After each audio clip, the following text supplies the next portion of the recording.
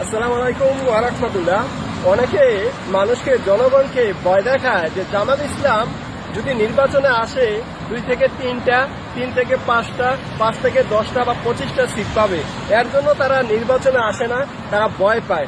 আসলে জামাত ইসলাম কখনো ভয় পায় না, তারা কখনো ক্ষমতার পাগল না। তারা চায় জামাত ইসলাম ঠিক কর্মী, তার শুভাকাঙ্ক্ষী চায় যে জামাত ইসলাম একটা সুন্দর বাংলাদেশ গড়বে, দুর্নীতিমুক্ত বাংলাদেশ গড়বে, দর্শনমুক্ত বাংলাদেশ গড়বে, অন্যায় অত্যাচার মুক্ত বাংলাদেশ গড়বে। এটাই তাদের তামান্না, এটাই তাদের আশা আকাঙ্ক্ষা। জামাত ইসলামের প্রত্যেকটি কর্মী নিজের পকেটের টাকা দিয়ে সংগঠন করে, তার জন্য তারা ক্ষমতার পাগল না। জামাত ইসলাম যদি নির্বাচনে একটা সিটও না পায়, তারপরও জামাত ইসলামের কর্মীরা হতাশ হবে না। জামাত ইসলামের অনেক নেতাকর্মীকে হত্যা করা হয়েছে অন্যায়ভাবে, তারপরও জামাত ইসলামের নেতাকর্মীরা হতাশ নয়। যার মুমিনরা সবসময় দুনিয়াতে সফল না হলেও আখিরাতে সফল হবে ইনশাআল্লাহ, আল্লাহ আজিজ। জামাত ইসলামের কর্মীরা চায় যে সুন্দর একটা বাংলাদেশ গড়তে, অন্যায় অত্যাচার মুক্ত বাংলাদেশ। আল্লাহ তাআলা বলছেন যে আমার কোরআন দিয়ে তোমরা বিচার ফয়সালা করো, আইন কানুন করো, রাষ্ট্র পরিচালনা করো।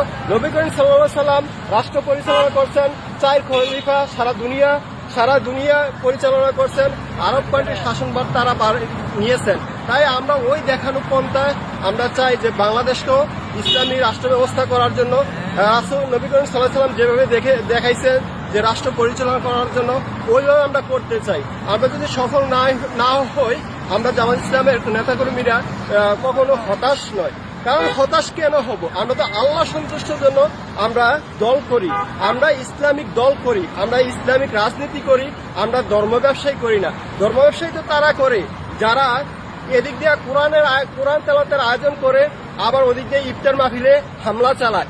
ধর্ম ব্যবসায়ী তো তারাই করে যারা ঈদে পালিতে আইলে টুপি ব্যবহার করে, আর মসজিদে গেলে টুপি ব্যবহার করে, বাইরে ইসলামিক দলকে, আল্লাহর আইনকে তোয়াক্কা করে না, অবজ্ঞা করে। তারাই তো ধর্ম ব্যবসায়ী করে যারা আল্লাহর বিধিবিধান দিয়ে বিচার ফয়সালা করতেছে না, রাষ্ট্র পরিচালনা করতেছে না। মুসলমান হয়ে কিভাবে সম্ভব যে আল্লাহর বিধিবিধান দিয়ে একটা রাষ্ট্র পরিচালনা করতে চায় না?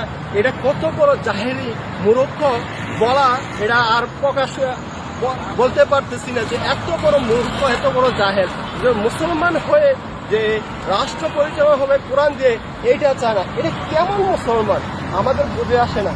জামাত ইসলাম যদি একটি সিটও না পায়, জামাত ইসলামের কোনো কর্মী দল ত্যাগ করবে না। অন্য দলের নেতারা, অন্য কর্মীরা দল ত্যাগ করে, এই দল ত্যাগ করে অন্য দলে যায়, অন্য দল ত্যাগ করে অন্য দলে যায়।